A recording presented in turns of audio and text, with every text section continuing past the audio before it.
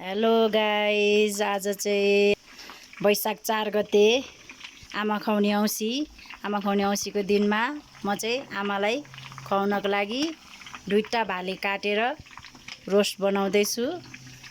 यता पाकिसक्यो, यता पाक्दैछ। यो चाहिँ म्याग्नेट गरिराखेको मरमसला मोलेर, अनि यता योसँग खानको लागि अचार बन्दैछ।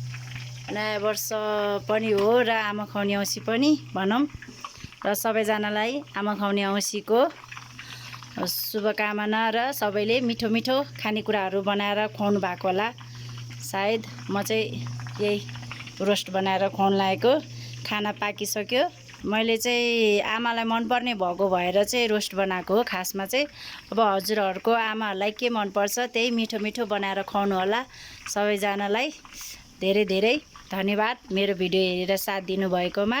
अनि लाइक, सेयर र सब्सक्राइब पनि गरिदिनु होला। सिलौटामा यसो सिलौटाले पकालौँ होइन,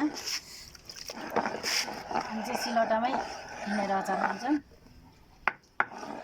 अब यो चाहिँ अर्ग्यानिक, उहिले बाजेबजेहरूले खाने डल्लो नुन, अनि यो चाहिँ तेलमा पकाएको डल्ले खुर्सानी र कश्मिरी लाल मिर्च, अनि त्यसपछि अब यो हालौँ।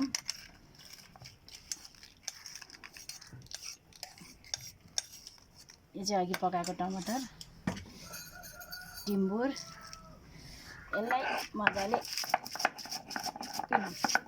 खुर्सानी चाहिँ यतिको मानपिने हो।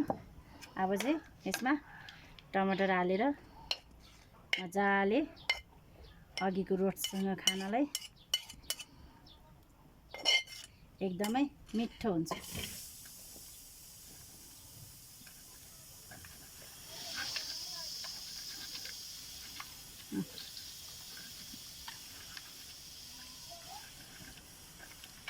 अनि नयाँ वर्षको पनि शुभकामना तपाईँहरूलाई। अचार चाहिँ रेडी भइसक्यो।